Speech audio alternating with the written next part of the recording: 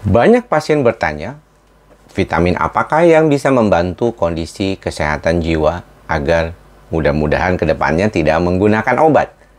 Beberapa di antara teman-teman mungkin mengetahui bahwa vitamin B sangat disarankan untuk kasus-kasus gangguan kecemasan karena dia punya berbagai macam kegunaan.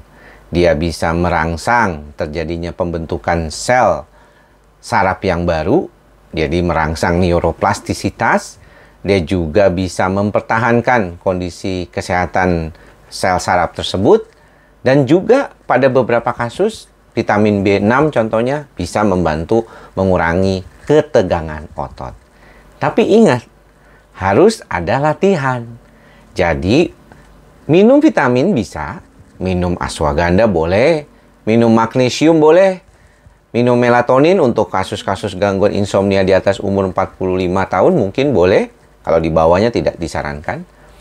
Artinya semuanya itu tetap diperbolehkan asalkan si pasien juga melatih dirinya untuk jadi jauh lebih baik. Contoh vitamin B tadi. Kita sudah bilang bahwa vitamin B ini bisa membentuk sel saraf yang baru, neuroplastisitas otak.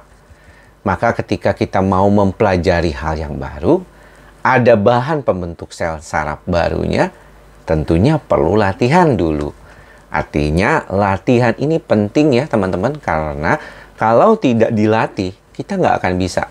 Contoh mungkin sekarang orang lagi tren main pedal. Dulunya main tenis. Main tenis kan berbeda dengan main pedal. Kalau tenis kan bolanya lebih berat. Raketnya juga lebih berat. Dan kalau kita melakukan pukulan juga biasanya bisa akan mengalami kendala. Misalnya di tenis elbow istilahnya penyakitnya. Kalau misalnya kita kurang latihan atau kurang melakukan pemanasan terlebih dahulu saat kita melakukan aktivitas olahraga tenis tersebut. Artinya kalau demikian, tidak semua kondisi yang segera kita lakukan itu segera bisa membantu kita lebih baik. Golf juga begitu. Banyak orang mau main golf driving gitu ya. Kalau dia salah melakukannya, maka hasilnya mukul sih bisa. Mungkin cuma sekali-sekali. Tapi kadang bisa cedera, kadang bisa pukulannya melenceng gitu. Jadi hal-hal seperti ini yang mungkin perlu diperhatikan. Setiap keadaan baru, perilaku baru contohnya, tadi aktivitas baru, juga perlu didahului oleh suatu proses. Apalagi yang berkaitan dengan kondisi pikiran, kognitif kita. Ini yang perlu diperhatikan sama teman-teman. Vitamin membantu proses itu menjadi jauh lebih baik. Vitamin B kompleks, B1, B6, B12. Ashwagandha untuk anti cemasnya sebagai relaksan. Magnesium juga. Glisinat untuk merelakskan otot.